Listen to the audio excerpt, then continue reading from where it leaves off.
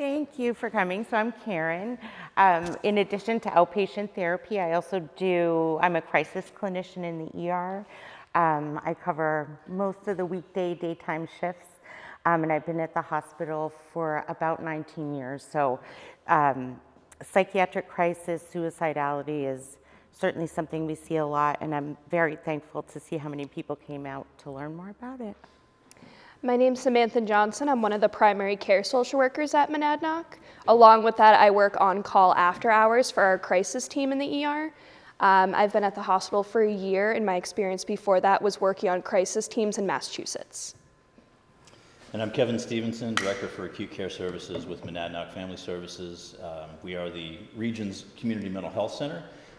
We have quite a broad catchment. We go as far east as Wilton, and then over to the river on the other side, and down to the Mass border, and then as far north as Antrim, Bennington, and then over to Stoddard, Marlow, and Allstead.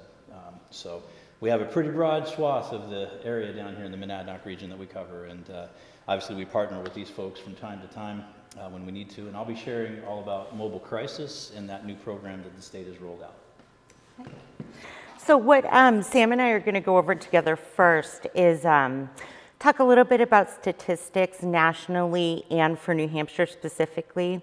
We're going to talk about risk factors for suicide and things that put certain populations at higher risk, signs that a person may be struggling with suicidal thoughts, and then we're going to end with strategies for intervening before Kevin talks about intervention from a clinical level. So we'll start here. So suicide is a leading cause of death. Let me say before we start that the data I'm going to reference today, the national data, is the most current data available federally through the CDC, and it's from 2022. There's preliminary statistics out for 2023, so we'll use this data. So you can see in 2022, it was the cause of 49,476 American deaths. I think it's particularly relevant to note that it's the second leading cause of death for these two age groups, so for younger folks. And there are factors that place certain people, as I mentioned before, at higher risk, and Sam's going to get into more detail on that in just a little bit. One of the big things I'd like people to take away from our discussion today is that suicidal thoughts in planning are far, far more common than suicidal attempts. Most people who consider suicide, as you can, click, you gotta remember. So far, far more people, 13.2 million people seriously thought about suicide. That's obviously far more than the number of people that attempt. 3.8 million planned a suicide, so actually got to the point of thinking how they would do it. And then 1.6 million people attempted suicide. One thing to note about that number, though, if you remember the number from the first slide, is about 49,000. So there's far, far more people attempting suicide than are completing suicide. And we're really going to talk about why that's critical today. So I won't go into too much detail on these slides because they'll be in your packet. But let me just get to those slides. But I do want to point out, I don't know if people can really see this, but you can really start to see here. Actually, go to the next slide, please. I know that's a little, this talks a little bit about the age groups. Again, you can really see the disparity between that younger age group. It's a smaller number, but a higher leading cause of death. So these are in the packet that you were given to. Next slide. This, I think, is particularly interesting. So when you look at this, the rate of males completing suicide is far, far higher than females. So as people who assess for suicide, we're taking factors like this into account. So it's often more, than just what someone's saying to you. You're thinking about the other factors that they may not even be thinking about that are contributing to higher risk. And we'll talk a little bit about why those numbers are higher. So next slide. So New Hampshire data, let me skip to that. That's so small. So obviously, we can see the numbers here. In 2022, there were 201 completed suicides in New Hampshire. That's regardless of age groups. The data here goes back to 2018. I know it's hard to see, but you can actually see that there was a steady decline between 2018 and 2022 from 272 to 201. So suicide rates have gone down. Next one, yep. So death by suicide represented 2.7% of all male deaths and 0.8% for women. So again, you really see the gender disparity there. And then our youngest age group, 15 to 24, had the highest percentage. I think our community has felt that in the last few years. I think a lot of people may be aware, just from living in the community, that mental health issues amongst children, I don't know that they're more prevalent. I think they are, but they're certainly presenting far more often. So I can say anecdotally from working in the ER that I see far younger children than I used to. I think part of that comes from better screening at the community level, better attention by parents. You know, the more we learn, we may be more likely to identify a sign and bring someone in. So we certainly do work a lot, and I'm sure Kevin too. Their data is probably the same. We see a lot of children and adolescents.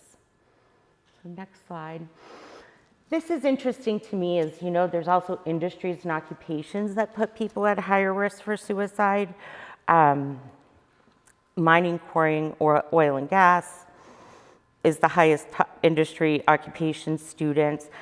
There's many factors that contribute to why this is. We're not going to go into that today, but just for your information, so we might look at that as part of an assessment, is what type of field are you working in? Is that going to potentially add to your risk? Sam's going to talk more about this, but these are the general categories of people who are at higher risk for suicide, and I'm sure that some of these would be familiar to people, but obviously we've heard stories in the news about teenagers and adolescents who complete suicide related to severe bullying, people who have experienced sexual violence.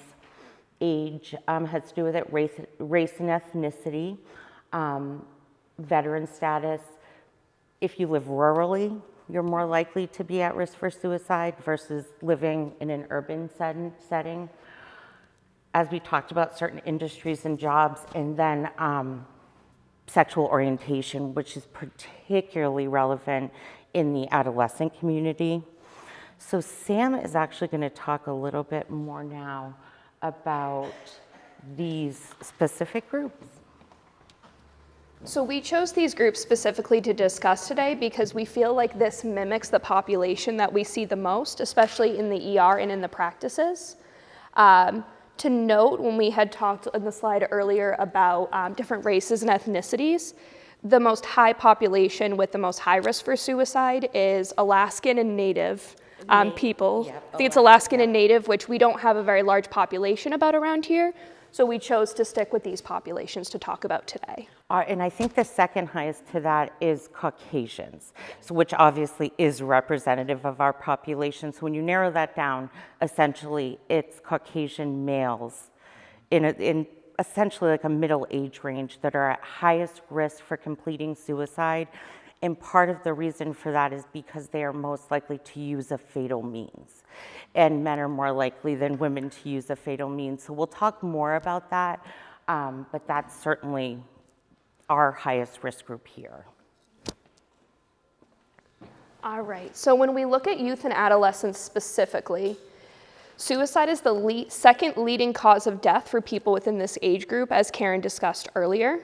Youth and young adults, so we're talking ages 10 to 24, there's not as much data for people under the age of 10, but at least for the age group of 10 to 24, they also have the highest rate. I know we put high rate, but it's the highest rate for emergency department visits for self-harm amongst any other age group. So that's a little bit to what Karen spoke about earlier of thinking about suicide or maybe planning a mean to hurt oneself, but not actually completing suicide. In 2020, the emergency department for this age group accounted for 354.4 per 100,000 people. So as we can see, it's a very high number compared to adults, which accounted for 128.9 per 100,000 emergency department visits. In 2021, 9% of high school students reported attempting suicide during the previous 12 months.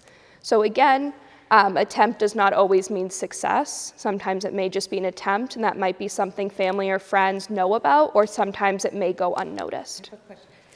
Raise your hand if that's higher than you thought it would be. If that's, or is that what people expected, that 9% of students would have, would you thought higher, lower? Yeah. I think it's higher than that. Yeah. So it puts it in some perspective. And a lot of what we've seen too that has to do with that too is talking about how many people talk to their children about these things. Do children feel like they can have open conversations at home or at school or with a professional? That might lead to why some of these numbers might seem higher than noticed too. Looking at veterans. Most suicide attempts by those who are or will become veterans occur following separation from the military service. Veterans are most vulnerable in the first 3 months following separation from military service, although the risk remains elevated for years after transition. There's several reasons why that can be true. It can be due to what they've witnessed while they're in action in the military. Sometimes just the strong emotions, difficulty controlling anger, substance misuse is more common with military members, either in the service or transitioning out. Veterans are 1.5% more likely to die from suicide than non-veteran adults. Studies have shown they're also at increased risk for potentially harmful behaviors. That's where we look at the substance misuse, difficulty controlling anger, dangerous driving following their time in service. Next slide, please. LGBTQ+, so the data we're looking at is with all age range because, again, the data only goes as young as 10. There's not any data for people younger the age of 10 at this time. But LGBTQ+ community, they're also an oppressed community. They're at disproportionately higher risk for suicide than in other mental health struggles due to historic and ongoing structural violence. So that may due to not feeling supported by their community, by people in their life, or just the general population and community as a whole. These attitudes can be internalized and lead to further stress and suicidal thoughts, feeling as though there's something wrong with me, I have no other option, this is my only way out. Even today with increased awareness and social acceptance, many LGBTQ+ people contend with harassment, discrimination, and bias.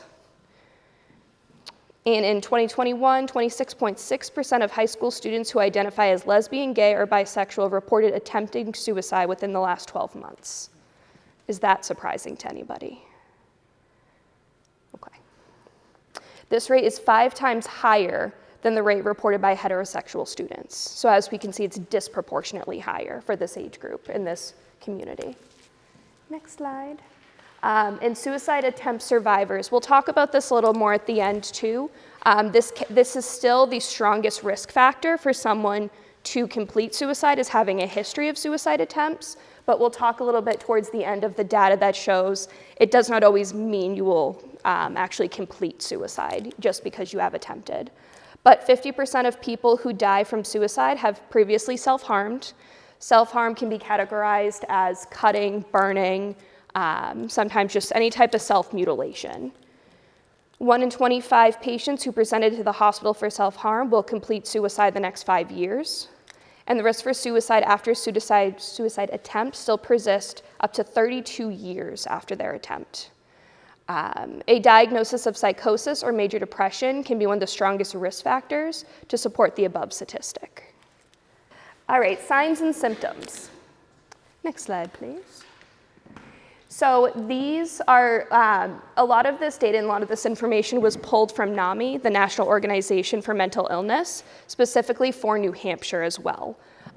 So signs and symptoms that you might want to just, alarm bells that might go off in your head if you're nervous about someone, might lead to ending their life, talking about or threatening to hurt or kill oneself.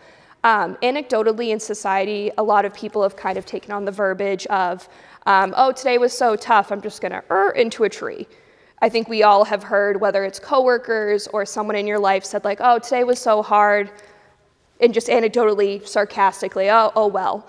it's still a risk factor. It's still something, if you hear someone saying it very consistently and it sounds serious, no matter how much people try to take a spin on things and sound sarcastic, it still can be very serious. Seeking firearms, drugs, or other lethal means of killing oneself.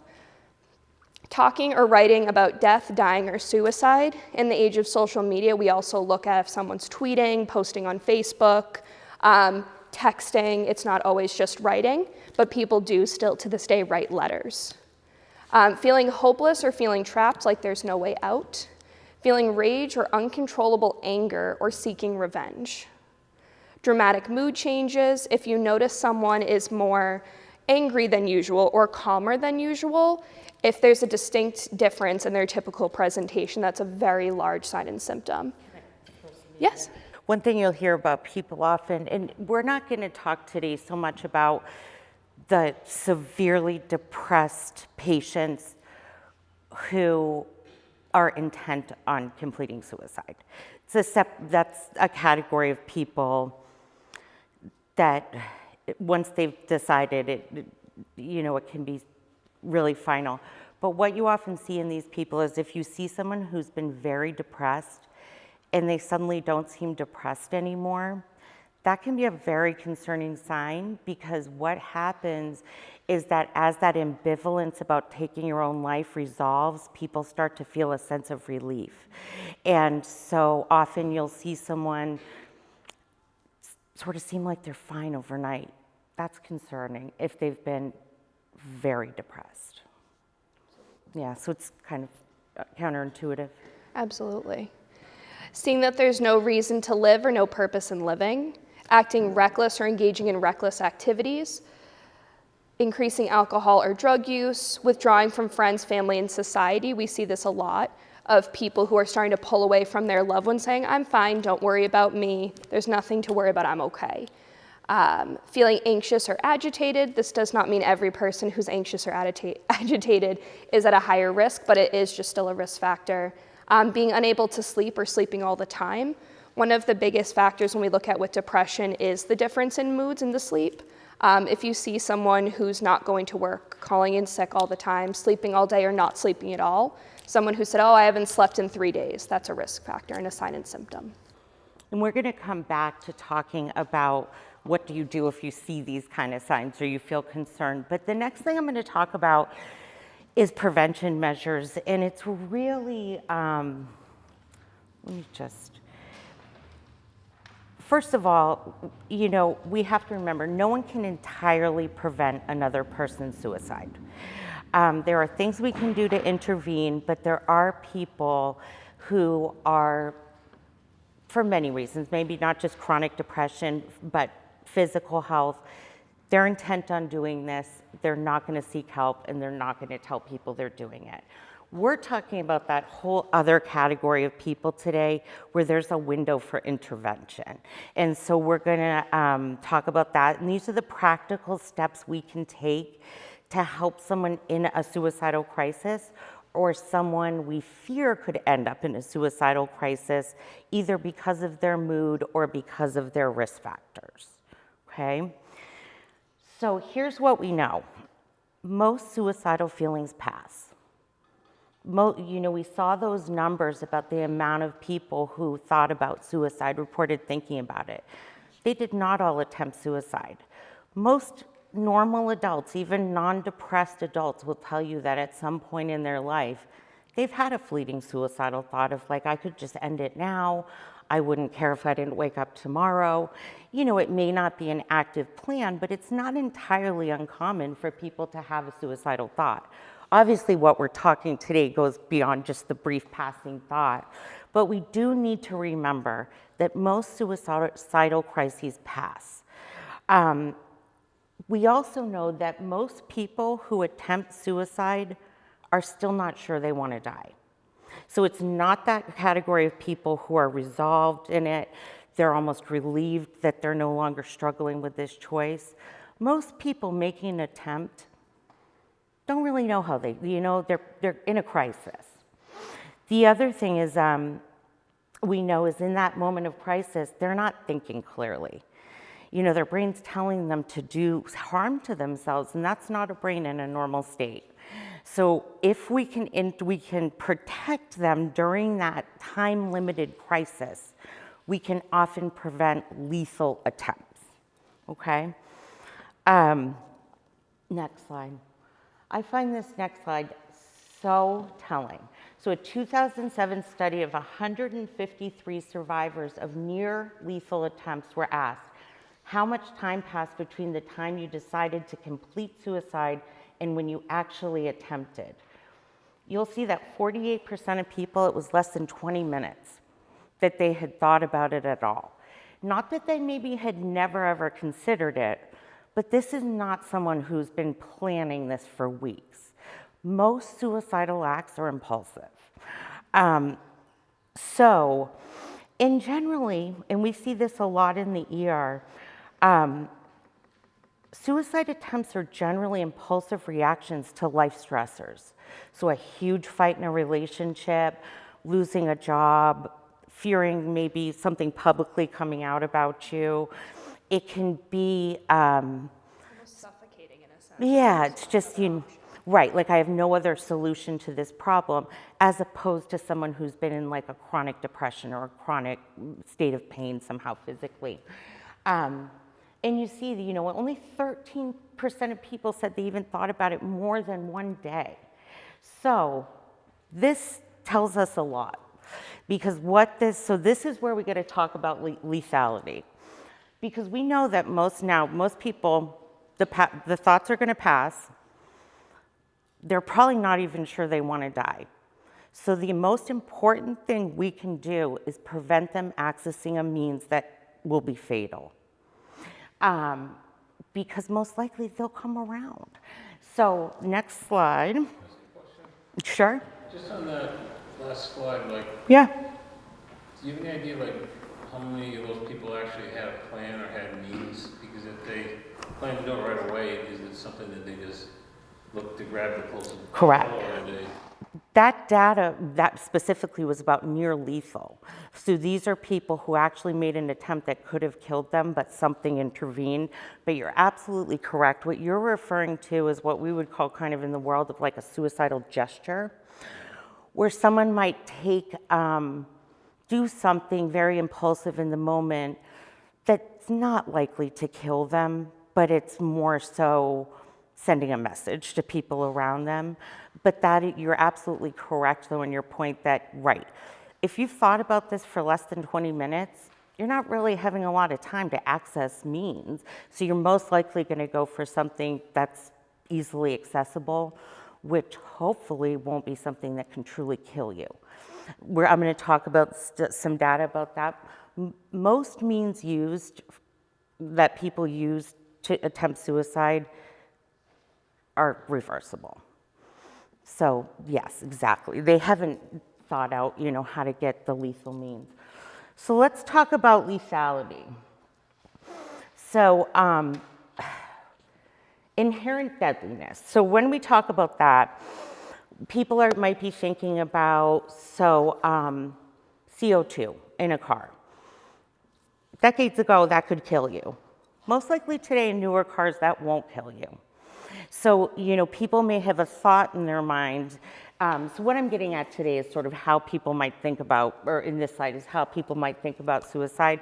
So that's the first thing that's kind of has to do with a suicide attempt, is how deadly are the means? Is it pills? Is it a gun? Is it jumping off a bridge? So you're... Yeah. Even the difference in the pills sometimes, a lot of times with younger kids, the thing I've seen the most is melatonin.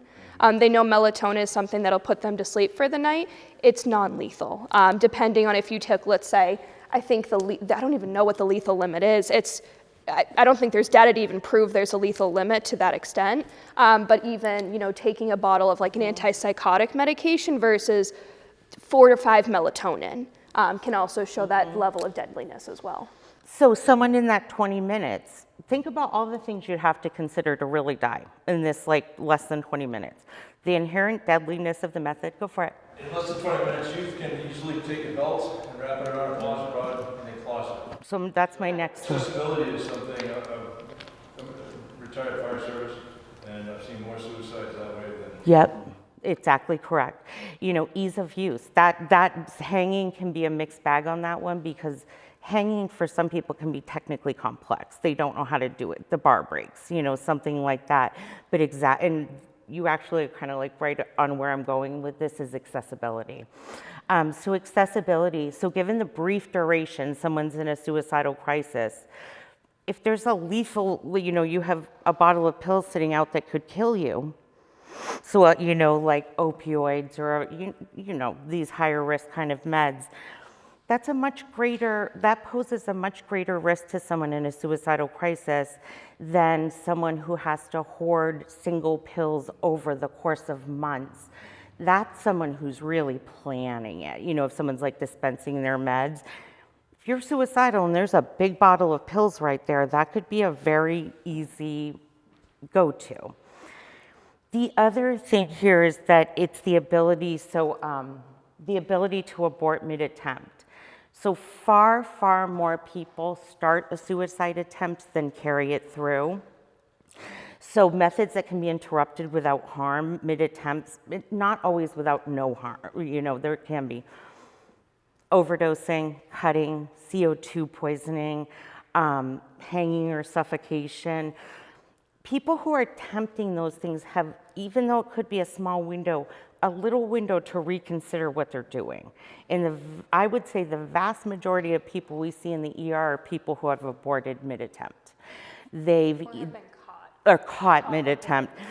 Or maybe, you know, we'll see a lot of people, it's like they've taken an overdose and then think, oh no, and they go and get someone in the house. You know, because there's that window after you've taken it to get some help. Again, we're talking about people who are making more impulsive attempts, not that planned out over months. So basically, there creates a window to where you can rescue the person, even if they've done something that if left unattended to could be fatal. And sometimes methods just fail even in the absence of a rescue. So I've talked to plenty of people who have overdosed, go to sleep, and they wake up. And then they don't say anything, or maybe they do. But the attempt failed, so to speak, or didn't complete. So, and then also acceptability. So for example, like you could burn your house down to kill yourself, but most people wouldn't do that. If, you know, it's just not sort of a means of suicide that people would think of. So these are all the things that could be going on kind of in that split second. So we're gonna think now about like, how do we stop access? This is probably I'm assuming people know, but so here's a question. What do people think the most widely used lethal means of suicide attempting are? Most likely thing to kill you? Guns. So I'm not here today to make a case against people having guns. It's about how do we keep guns away from people who shouldn't have access. So when we talk about suicide, we have to talk about guns. People are twice as likely to die by suicide if they have access to a gun. Because in that short window of time, if you can access a gun, most likely you're gonna die. That's not reversible for the most part. It's a crisis that likely would have passed. You've now taken your own life. So next slide. And I should say that twice as likely to die by suicide if you have the gun in the house. That's true for adolescents and adults. So simple reason. They're more lethal than other attempts. They're quick, they're irreversible. So this, you know, you could take someone in a pretty time-limited crisis, they use a gun, and that's it. Next slide. Did you skip one? Hold on, let me see here. I just want to see. Lethality we talked about. Okay, why? So go back one, Alicia. Can you go back one? Yeah, so with the firearm, once the trigger's pulled, there's no turning back. You will often see people who truly mean business with suicide. So that group of people I talked about that are really intent on doing it, they will often use a gun because they don't want to, they want it to work, you know. So 85% of attempts with a firearm are fatal. This is the statistic I mentioned a while ago. Most of the widely used suicide attempt methods, so overdosing, what else can you guys think of? Like people jumping into water to drown, maybe sitting in the car, hanging attempts, they have case fatality rates below 5%. So if we can keep a gun out of the mix, most likely people are going to make it through a suicidal crisis. Once they have access to a gun in that state, they may not make it through that crisis. Yeah.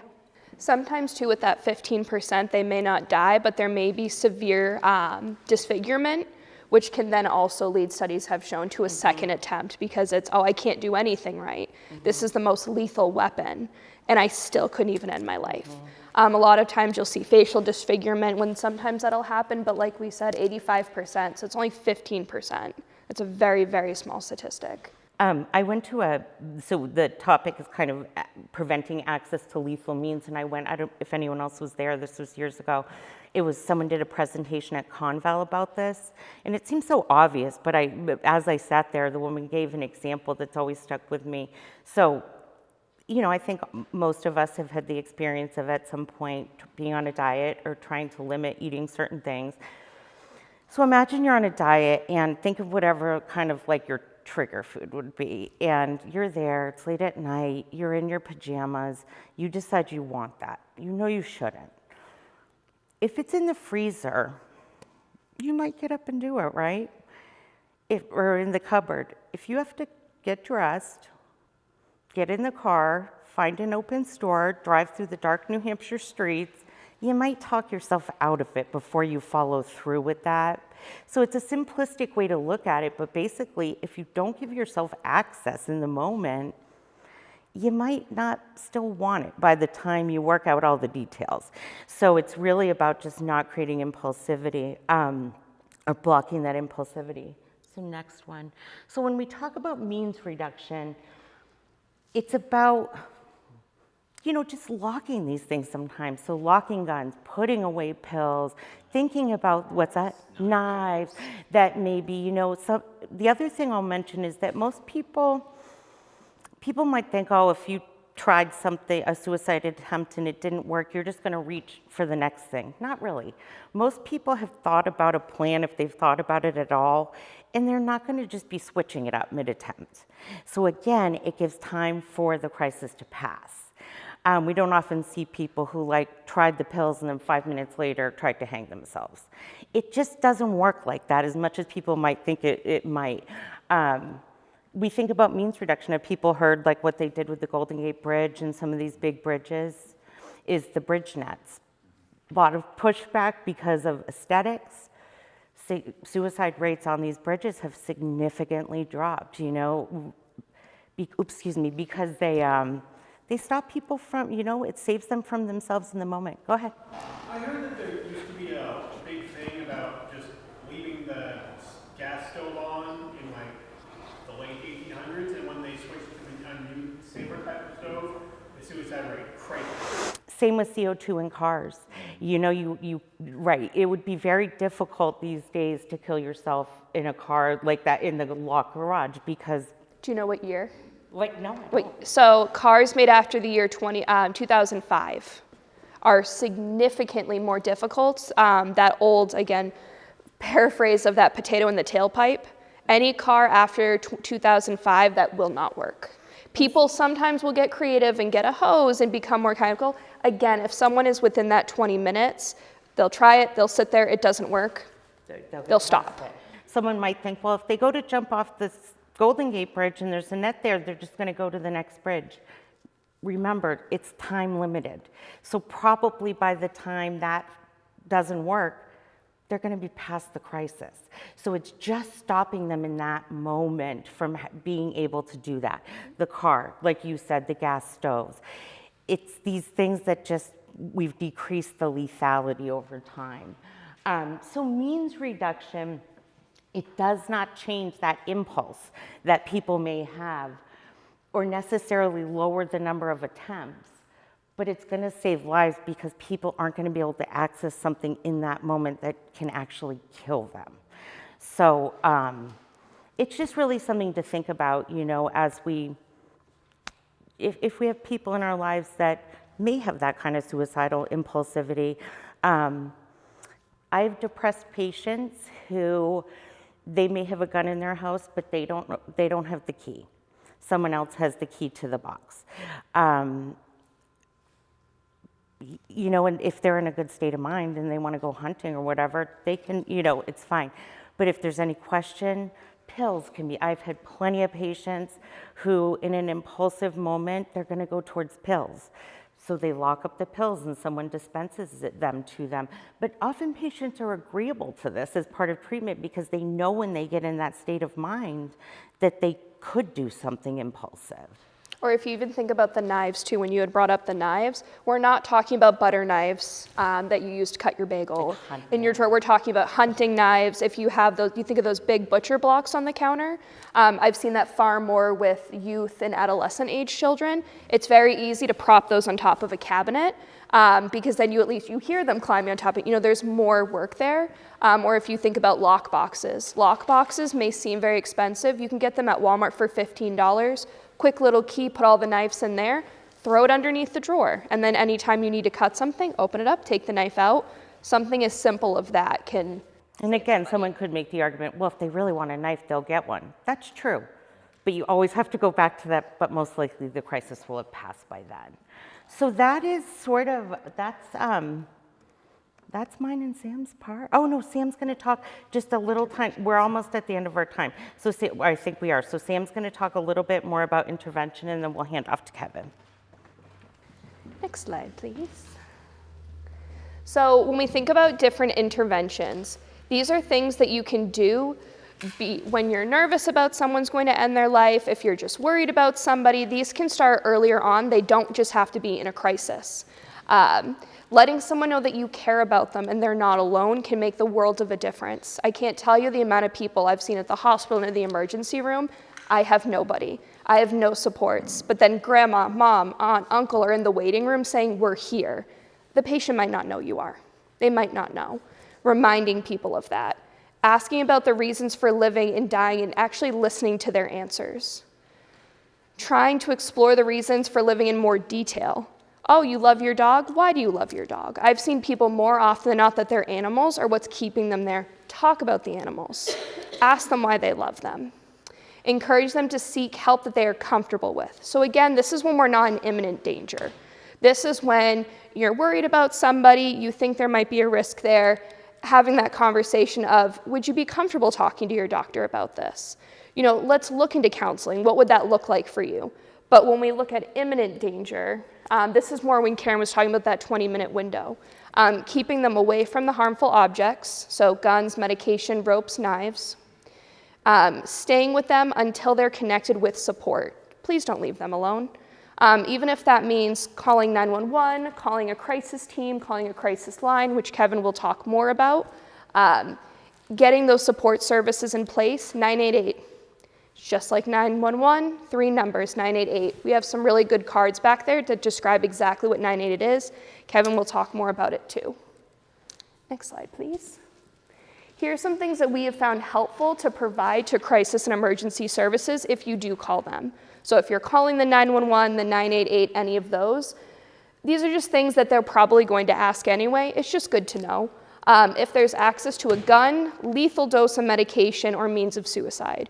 If you know there's an ibuprofen bottle with 2 pills at the bottom, they don't need to know that. But if you see someone has several bottles of medication, hasn't been taking them, that's worth noting.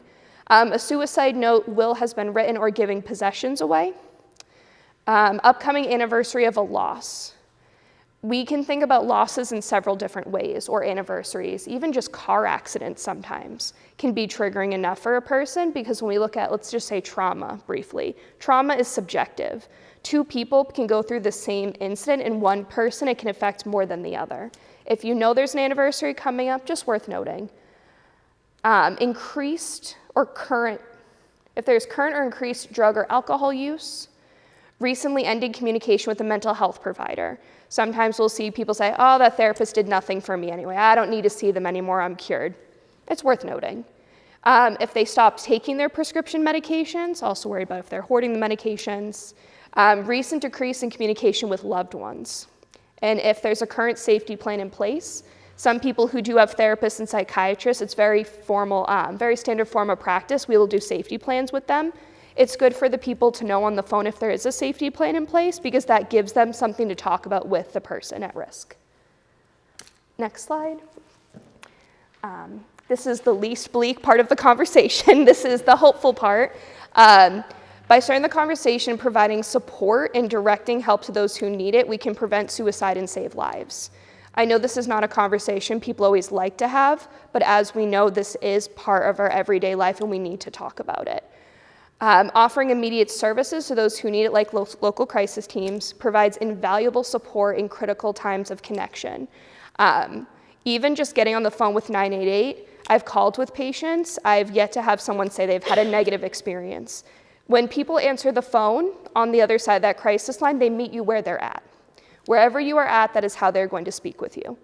9 out of 10 suicide attempt survivors will not go on to die from suicide in the future.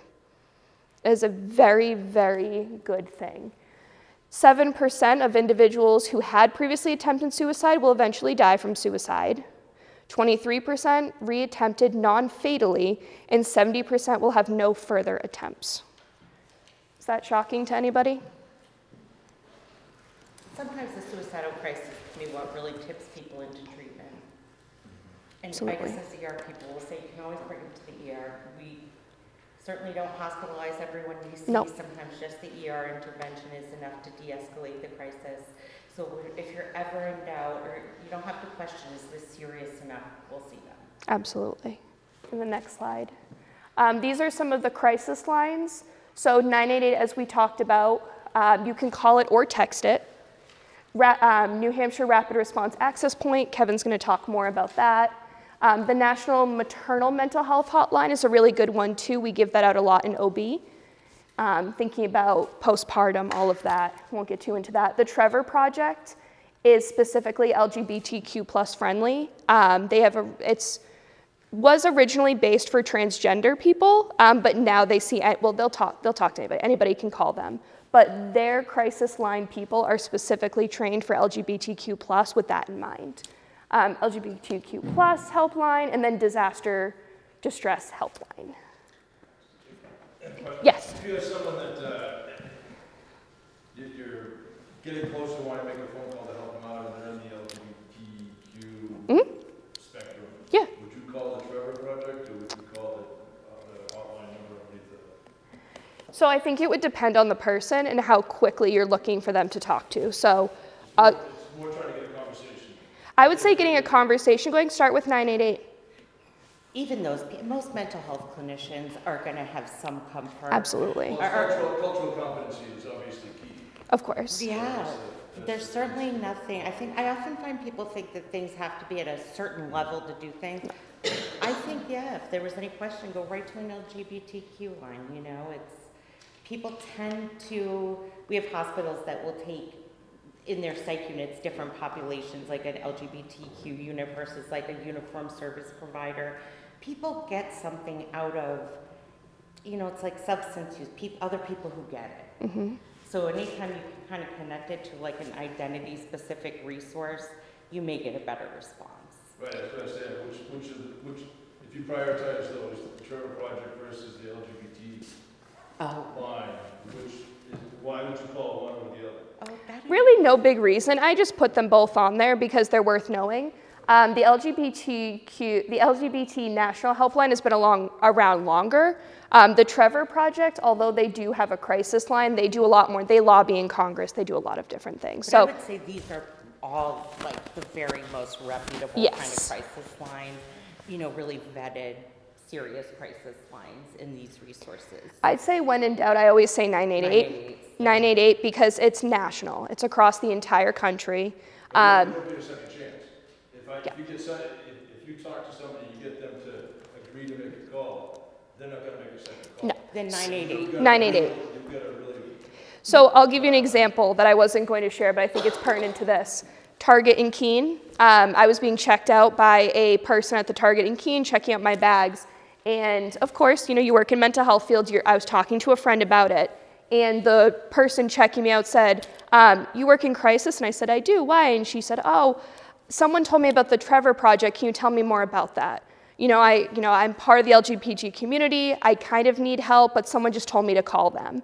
So this was someone who was their mental health wasn't doing too well. They weren't particularly in a crisis, like you need someone right now, but they had told me, I saw them a week later, I saw them this week at Target, and asked them, I was like, did you call? How did it go? They had called and just talked to them, and they were able to give them resources specifically to LGBTQ+. I think of 988 like mental health 911. Correct. Because they'll send out a mobile crisis unit if it's serious enough. So if it's one phone call and that 988. person on the phone is assessing if they need immediate help with like crisis response, that's what Kevin's going to talk about is the 988. And the rest is just references, and that's it. Or like that's how it gets to you, right? All right, we'll let Kevin take Yeah, over. we'll Thank get to your you. part. Thank you. Well, thanks for being here tonight, everybody. This is not an easy thing to talk about, but I can guarantee that if we were to go around the room, every single person that's here has been touched by mental health in some way, either personally or indirectly via family or friends. And that's probably part of why you're here, right? As people, we tend to have a pretty high compassion meter overall, right? We're compassionate people, we care about other people, we want to help them. And that's part of why you came here tonight, to kind of figure out, what do I do when this happens, right? So it's not easy. It can be one of the most awkward things on the face of the earth to start a conversation with somebody about them having suicidal thoughts. But a lot of times, just saying, hey, I've noticed something's different. What's going on? It seems like you're not in a good space. A lot of times you'll just see their shoulders drop and they just like, God, man, I'm glad you asked because this is awful right now. And then be ready for it though, because if you open that door, you're going to be there for a little bit, right? And they're going to want to, you're opening yourself up to that opportunity to be there for them. And if you do that, be committed to that. Right? And you know what? It's also okay to tell them, look, I don't know the answers. I don't know what to do here, but let's make a phone call together and see what we can find to help you out. All right? Because nobody has all the answers on any of it, right? So tonight we're going to basically just give kind of a brief history, a purpose of this model of rapid response, how it works, talk a little bit about coverage, and then what happens post-crisis. That sounds like a lot. Don't worry. I think there's only like literally 11 slides. I can be long-winded, but I will try my best not to do that tonight. So by way of history, since we're in the Historical Society's building, I figured a little history talk probably wouldn't hurt, right? So let's talk a little bit about the history. Back in the early 2000s, New Hampshire got sued for over-institutionalizing people. What does that mean? We were sending too many people to the hospital just sort of on the drop of a dime, so to speak, right? So what they were really suing us about was poor mental health care in the community mental health setting, in the sense that we weren't doing enough on the front end to keep people from going to the hospital, right? So as part of that settlement, what the state and the feds agreed to was, okay, we're going to work on that. And also, right out of the gate, 3 of our major mental health centers are now going to have to do mobile crisis. And that was Concord, Manchester, and Nashua, right down the I-93 corridor where a lot of the population lives in this state, right? So they were required to do mobile crisis. They weren't told how. They weren't given a model. They were just told, you got to do this. So they created systems that worked for their catchment areas and created a lot of relationships and all that kind of thing that made it work really well. So we fast forward now to from 2010 to 2020, about a decade later, and there was a lot of talk in the community mental health agencies that, hey, our next contracts from the state are going to require a mobile crisis of everybody. And we were all kind of like, oh boy, what does this mean? Because it's nothing that, the other 7 of us had never done it before, right? Only those 3. So they incorporated it as part of their tenure of the state's 10-year mental health plan. They required now mobile crisis to be part of that community mental health center contract. So we are all 10 agencies, including the North Country, which covers 50% of the state geographically, okay, have to do mobile crisis services. And it's in our contract. So this program actually rolled out January 1 of 2022. Now, if you're sitting here thinking in your head and doing some math, you're thinking, well, why is this guy telling me about it now in, May of 2024? One word, staffing. It was everybody's problem. The great resignation affected the mental health community as well, go figure. And so I didn't want to go out and overcommit. I didn't want to make a promise to the community that I couldn't fulfill. And so I needed to kind of wait and build up the staffing a little bit to be able to do this in any sort of effective way. So that's kind of what got us here today. Okay, we can go ahead and roll. So the sole purpose of this new mobile crisis model is to divert people from the ER. The model is all about having somebody to talk to and somewhere to go. The problem is that somewhere to go. We don't have a whole lot of other places for people to go. Mental health resources in New Hampshire are not as robust as some other places, but there are multiple different reasons for that. But it's the reality that we live in and work in here in this state. Now, the emergency departments have been sort of de facto providing these services. And unfortunately, they're also, as you might have seen in the news recently, there was a huge editorial in the Keene Sentinel lately by Dr. Sethi, who oversees the Cheshire ER, that, there's this huge crush for services, right? And so now a huge chunk of those folks are also folks that are in psychiatric crisis. There was one time not too long ago in our 25-bed ER, they were at surge capacity and had 40 patients in the ER, okay? And almost a fourth of them were mental health crisis. So 10 of those 40. Now imagine that for an ER nurse who's been trained to deal with like people bleeding out, needing life-saving interventions, that kind of thing, to now have to shift their mindset to a different type of life-saving, of keeping this person in mental health crisis alive, right?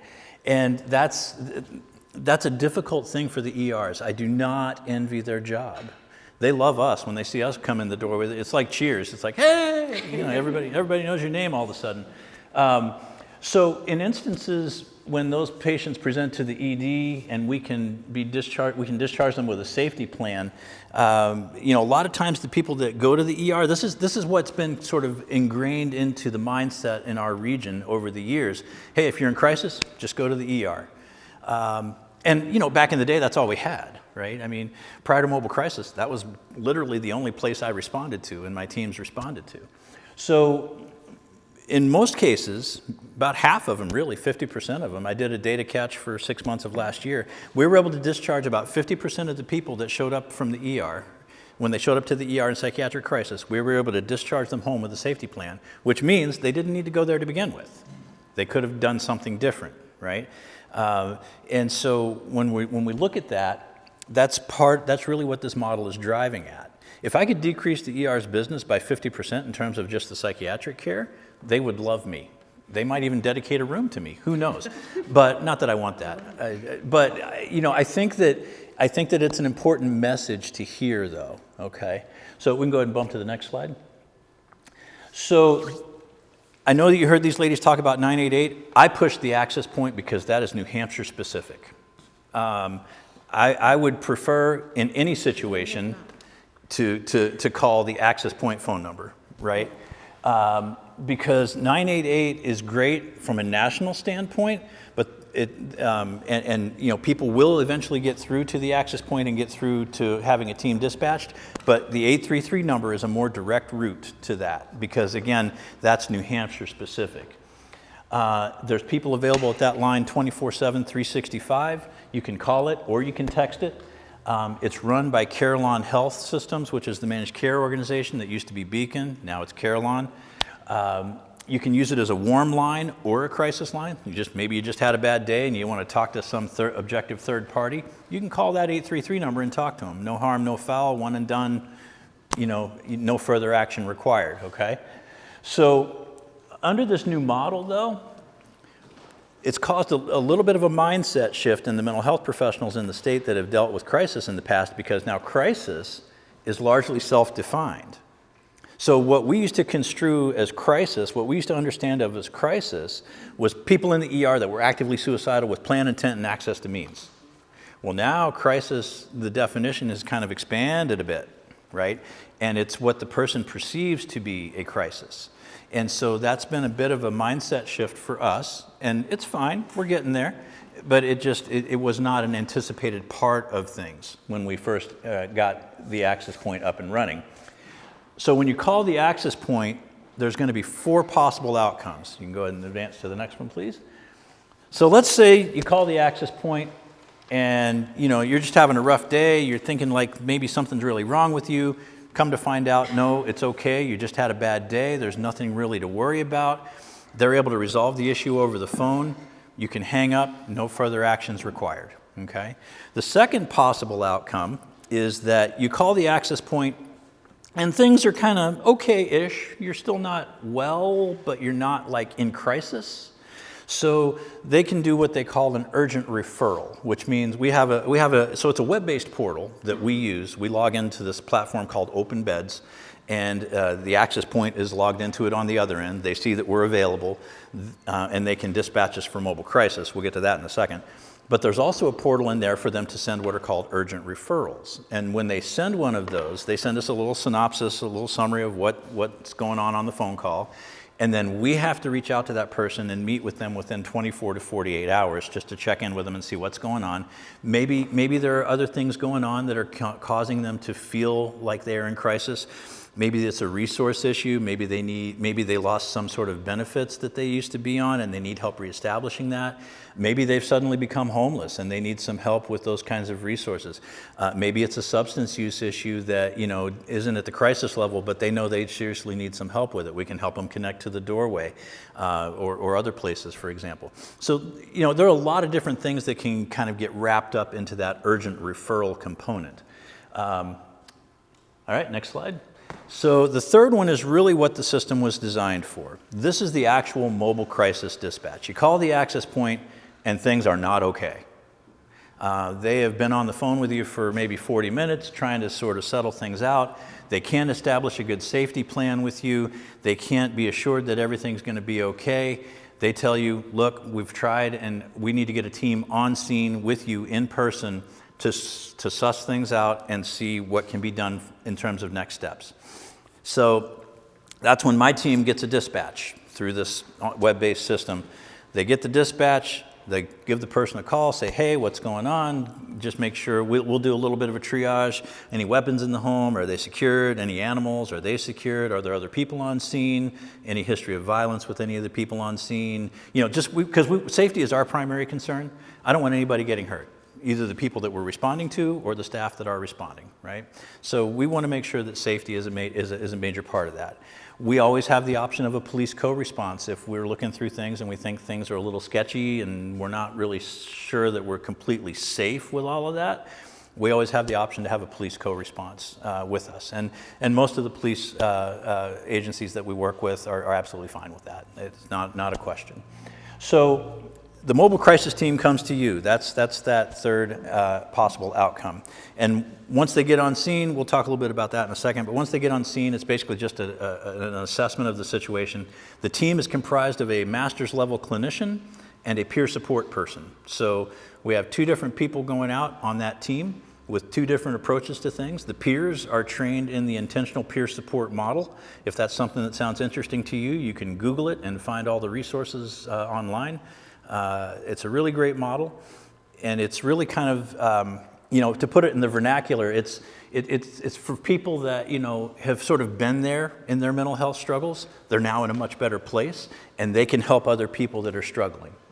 And they have that ability to kind of go in on that level and say, look, man, I know this sucks because that was me 5 years ago, kind of thing, right? And it's able to establish a different kind of connection that sometimes the clinician isn't able to establish, right? Not that we don't try to have a human connection as clinicians, but people know that we're a clinician, so they automatically get a little guarded about what they're going to say to us sometimes. And so we have to spend some time building that relationship, in real time to get them to open up to us. But we also have the ability when we go out as teams on scene to gather collateral information. Maybe the peer talks to the person in crisis first, and the clinician goes and talks to family and friends that are on scene to gather background information about what happened, what got us to this point, how did we get here, all that kind of stuff. And that can be really helpful. The fourth level of response is where your profession came in, sir.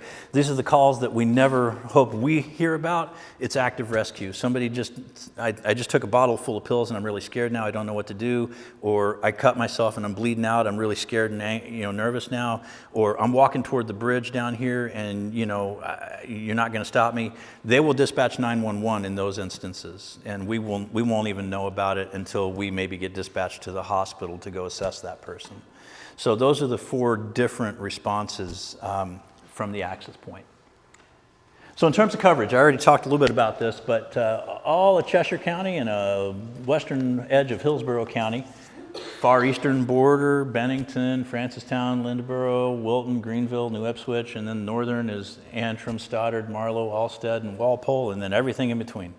So we've got quite a few towns in our catchment area. We do, as Monadnock Family Services, have a satellite office here in Peterborough, over on Vose Farm Road in that little office building back there. So we do have a satellite office here. I do not have a crisis team stationed out of here yet. It's on my dream list. We'll get there because I think that would be helpful to have for the region. But we'll get there at some point. We're just not quite ready to do that yet. So in general, there's a 1-hour response time expected. So what the rule from the state that's been given to us is, if it's over an hour away or more than 50 miles, you can decline due to distance. And so we do follow that rule. Now, what they do, though, on the access point end of things is they will dispatch the geographically closest team. So remember I said we go as far east as Wilton. Well, a lot of people in Wilton don't come to Keene for anything. They usually go to Nashua, right? Understandable. I mean, so if somebody in Wilton calls the access point in crisis, it's very likely that a team from Nashua or Manchester or the Center for Life Management up in Derry, or even as far north as Riverbend, might get dispatched depending on where their team is located. Now, the one thing to consider, though, is the access point does it by as the crow flies miles, not by New Hampshire driving miles. And this was a learning curve for them because at one point they dispatched us to Manchester and said, no, it says it's only 45 miles. I'm like, under no circumstances is Manchester 45 miles from Keene. But I appreciate the thought, Maybe if I get that rapid response helicopter, we can talk. But so that's just something to think about. So the reason I say that is that, if you or a loved one or someone has to call the access point, there is cross-catchment deployment. We've gone up into West Central's catchment area. West Central has come down into ours. We've had multiple other agencies come into our region because not all of the other agencies are necessarily abiding by that 1 hour or 50-mile rule. They'll send their folks anywhere, but they also have much larger teams than I do, so they have a little bit more luxury on that. So depending on where you are, it may not be a team from MFS that deploys. So it's just something to be aware of. Now, having said that, they will send us the assessment that they do. They fax it directly to our office in Acute Care Services at MFS.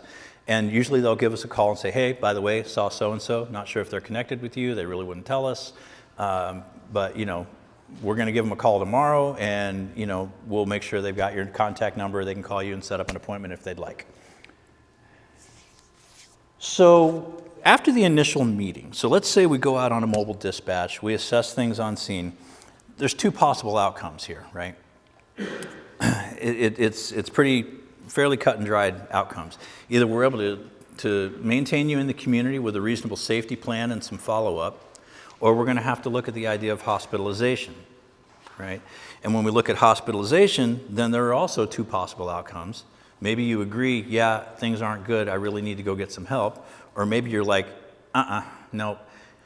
In that case, then we have to assess for this issue of imminent risk of harm to yourself or others due to the severity of your mental health concern.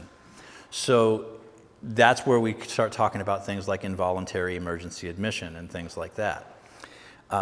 We don't prefer to go that route.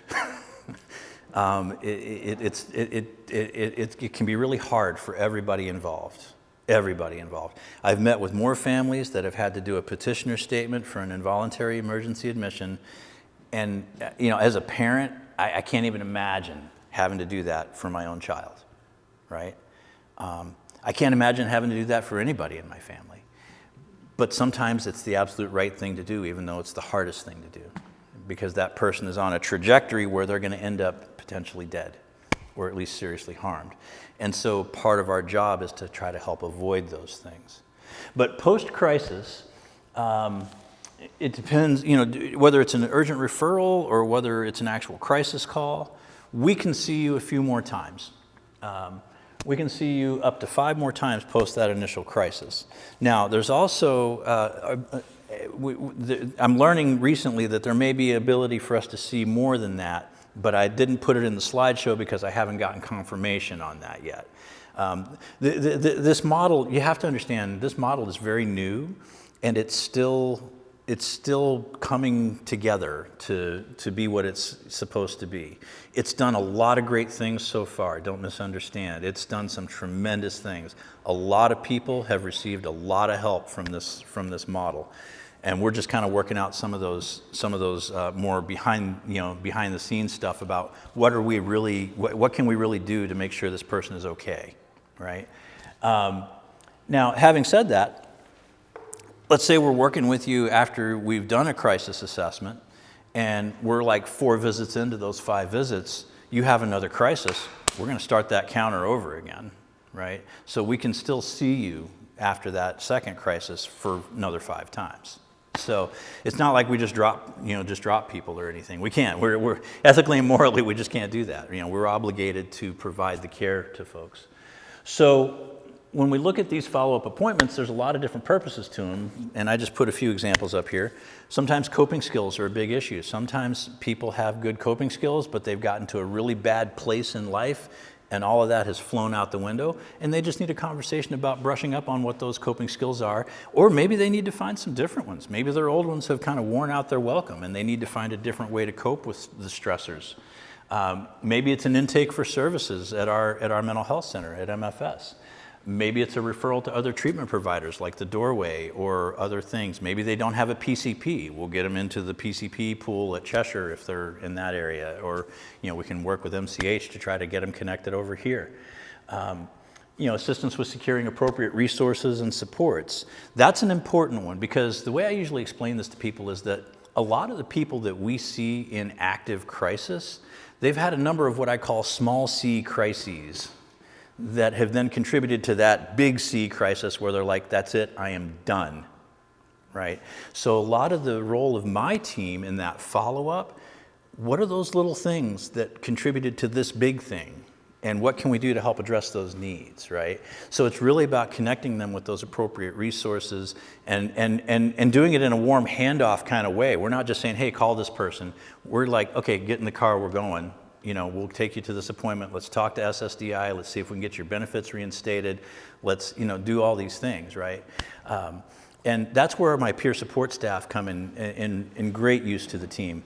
They're peers, but they also function a little bit like a case manager in some ways for a brief period of time. We tend to be a blip on the radar in people's lives, and we also see them at their worst, generally. And a lot of times we don't know the outcomes overall. And that's one of the harder parts of our job, because we want people to be well. So that was pretty much all I had in the presentation. I'm sure there's a lot of questions, and it's kind of like learning how to drink from a fire hose. I shot a lot at you really fast. So let's open it up for some questions and stuff if you have. Yes, sir. Kind of what's your relationship, or where do you fit in the governor's hub and spoke doorways? So we technically don't. The Doorway is run by Cheshire Medical Center. They staff it. The contract went to them for the staffing of it. So we serve as one of those outside resources to them, and we also serve as a referral source to them. So yeah, so a lot of times when we're dealing with active substance use issues, we will just sit with people and call 211 and get connected straight to the doorway, but we also have their direct office line during regular hours. But if it's an after hours scenario, we'll sit with them and call 211 and have them, because the doorway has to answer after hours. Can you get a breakdown with your percentages in terms of types of crisis? I mean, is it sites, is it families? Well, it varies largely by case, right? For the kids, a lot of times it is family dynamic issues. I went on a mobile crisis call. I don't ask my team to do anything I won't do, so every now and then I plug myself in and do a shift, and I've been on a few mobile crisis calls. One of them that I ended up doing turned out not to really be a crisis so much. It turned out to be an impromptu family therapy session, right? But it was important and it was needed because some air needed to be cleared and some guidance needed to be given to both parties about how to navigate the rocky dynamic of that relationship. All right. So in that example, that's an example of something that we would not have traditionally construed of as crisis, right? But on the other end of it, we talk to people almost every day that are actively contemplating suicide or call us with a plan, means, and intent and say, I think this is it. It varies broadly. A lot of times, it's a progressive accumulation of stressors in a person's life, like I was talking about with those small C crises that then contribute to the big one. A lot of times, it can be really bad relationship issues. This is the third breakup they've had in a 9-month period, and they're like, "Oh my God, what's wrong with me?" And it really kind of contributes to some things. A lot of the folks, though, not a lot, a fair number of the folks we see, though, that are in psychiatric crisis have stopped taking their medications. And, in their defense, I've got some unfinished prescription bottles in my medicine cabinet. Why did I stop taking them? I started feeling better. And so I can't really fault people too much for that.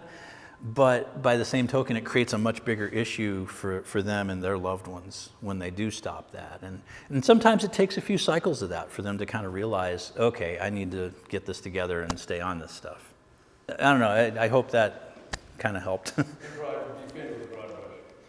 sort of that mix of like the chronically mentally ill versus the people more in like an acute crisis. Right. Yeah. And just by way of data, we, at one point, we were seeing more people that were not our clients than were our clients in terms of ER evals. The images for the seminar are so say I know a lady who's not in crisis, but is showing some signs of what can I do for them? So it was kind of hard for me to hear you completely, but you were talking about the impetus for the seminar tonight and sort of, the signs and symptoms and what to look for and what can we do for people. So, yeah, all right. So, look, if you've got any sort of worry about someone, if you want to bring them over to us at MFS in Keene, we have walk-in hours between 9 a.m. and 3:30 p.m. for crisis stuff. You can just walk in and say, I'm in crisis, and we'll get somebody there to meet with you. I've got walk-in hours right now. You can't plan your crisis. No, I know, but staffing, but staffing is the only. But that's largely due to staffing, though. I appreciate the comment, and you're absolutely right. But that's largely due to staffing, and because I also have to have teams available for dispatch to the community. So right now, that's all I can provide. I'm hoping to expand that, but we'll have to wait and see how some of that plays out. But those are unfortunately the only hours I can provide walk-in right now. But other than that, if there's any concern or question, I would just call 833, the 833 number, and say, hey, I need to talk to somebody. I've got serious concerns about my kid. I'm seeing some things that aren't right, and they can talk it through with that person. And you know, and the kids can call too. We've got plenty of youth that call the access point. A lot of them actually text it. They don't really call because kids don't talk to people anymore. They just text you, you know. Yeah. It would kind of depend on where the kid is at, because you can have a conversation with them, but if you as a parent are talking to your child, and your child is in crisis, and you ask the child if they thought about harming themselves, self-harm, and the answer to that question is yes, and you ask them if they have a plan, now you can't leave them alone. Correct. Period. End of Right. discussion. Right. So then your option is, as a parent, is to bring them to a hospital, because most hospitals have some behavioral health staff 24/7, 365, or can at least provide some resources. So that the 8 to 3 model is, the reality is a lot of things happen outside of those hours. Right. And you have to be talking to people about how to deal with those situations, because they're no less important Right. than the ones that happen between 8 and 3. No, absolutely. But what this model is all about is keeping people from going to the ER. Let's screen it in real time in the real world to see if can we create a safety plan? Can we figure out a way to keep that child safe with some follow-up and all that? I mean, I've had more than one discussion with a parent where, you know, we've been down this road of, you know, okay, the guns are secure, that's great, but, you know, they've been cutting. And you know, they've got scars on their thigh. A lot of times the girls do that, and the guys don't cut themselves as much. But when the girls do it, a lot of times they'll do it in places where you're not going to see it readily, right? And you know, that kind of self-injury isn't necessarily suicidal at all. But having access to that knife in a time of severe dysregulation, you know, the conversation with the parent becomes, okay, how can we secure those knives from that kid, right? So the whole point of the mobile crisis model is to get a team on scene and see, can we keep the hospital from being involved? Maybe at the end of our assessment we're like, yeah, no, we tried and we can't do anything else other than get you to the ER, because in New Hampshire it has to be a facility to facility transfer. You have to be medically cleared in an ER before you can go to an inpatient psych facility. Yes, ma'am. The adolescent age group at the highest risk that was mentioned from age 10 to 14, that's